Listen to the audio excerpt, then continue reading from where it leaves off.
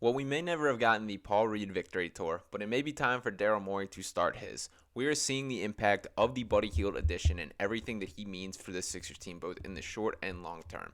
In this video, I want to break down exactly what he has been doing on the court, how important that is to the Sixers from both a short term and long term standpoint, and everything else that I've been really impressed with so far. So I want to kick things off by the quote from Daryl Morey following the trade deadline. He had a cool opportunity to sit down with the media, break things down, and he said this about Buddy Hield that I think everyone undersold a little bit. Daryl Morey said, quote, "We feel like we got the best player at the trade deadline that was traded. We really like what he adds to this team. We feel like our playoff rotation with Buddy Hield is right there with everyone." Well, he's absolutely right about Buddy Hield being the best player that's traded in the NBA at the deadline. I don't think it was the best trade market that Morey had to work with that, and he does deserve a little bit of sympathy in that regard that, it takes two to tango when you are making these types of deals that you can't trade with people that are unwilling, or at the minimum, you have to overpay in a massive extent that does put the franchise at a deficit. Morey stayed away from that while adding a guy like Buddy Hield.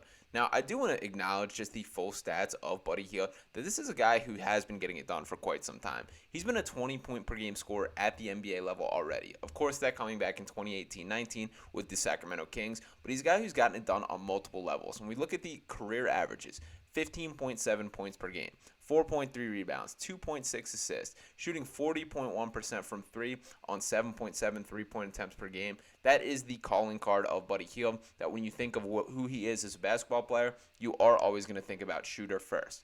But what my eyes have been opened up to more than I expected at this point in his Sixers tenure, he is far more than just a shooter. Then look at the way he's able to put the ball on the floor. And one of the cooler activities that I was really enjoying during the Cavs game last night is just take a second to just watch Buddy Hield for a possession. Watch the way that he flies off ball, creates shot for himself without having the rock in his hand, the way that stretches defenses in a way that's going to be super effective once Joel Embiid comes back, and is very effective in the short term. That the effects of Buddy Hield have been seen in the Sixers team.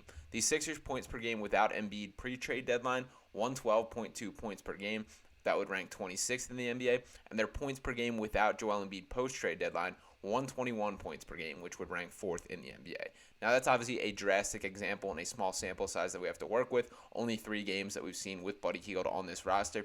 But that type of offense is so crucial to helping this team stay afloat while the big fella rests up. We still don't have a great deal of clarity on what the Joel Embiid outlook is, other than he will be reevaluated 4 weeks post-surgery. That 6 to 8 weeks seems to continue to be the target date for a return to the floor. But I hope that all the basketball gods give us an opportunity to see Buddy Hield share the floor with Joel Embiid. So when you think about the best version of Joel Embiid on the basketball court, it's always with shooters around him. It's with the guys like the Seth Currys, like the J.J. Redicks, George Niang, Marco Bellinelli, guys that stretch the floor, and none of those guys are quite the caliber of shooter of Buddy Hield. That he's a guy that, as Daryl Morey, another quote at the press conference said, puts the fear of God into opponents. That his ability to just let it fly from deep, from well beyond the arc with little window to work with, it opens up things in this offense. And what's more impressive beyond that, that when you circle to these past names, these past shooters, these guys that are floor spacers around Joel, none of them are as complete of basketball players as we're seeing from Buddy Hield. But I'm talking about some advanced skip passes that he made last night. When we look at the 3 games that he spent in a Sixers uniform, 20 points, 4 rebounds, and 6 assists in game 1, 4 3-pointers made in that matchup. 23 points, 5 rebounds, and 6 assists in game 2, 4 3-pointers made in that matchup. And then last night, 24 points, 4 rebounds, and 8 assists with 5 3-pointers made in that matchup.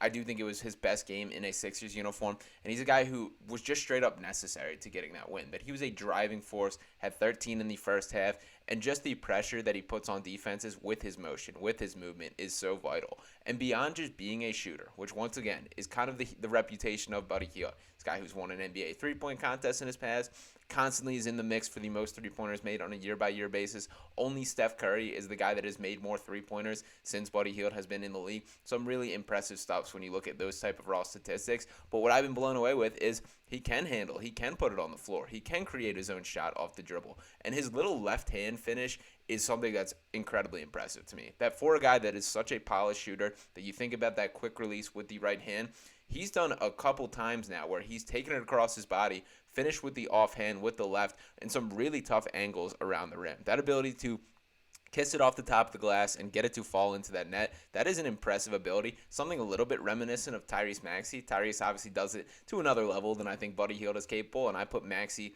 right among the best finishers across the entire NBA. I've said this before, but I think Kyrie Irving is the only player that I significantly say is better than Tyrese Maxey as a finisher. Beyond that, I think Maxey's right up there, and the way that he does it when attacking full speed is something that I don't think he gets enough credit for. That's really tough to do when you are flying a million miles per hour at the rim and still able to get that delicate kiss off the glass and get it to fall. That is not easy. That takes a lot of reps, and that is something that Tyrese does not quite get enough credit for.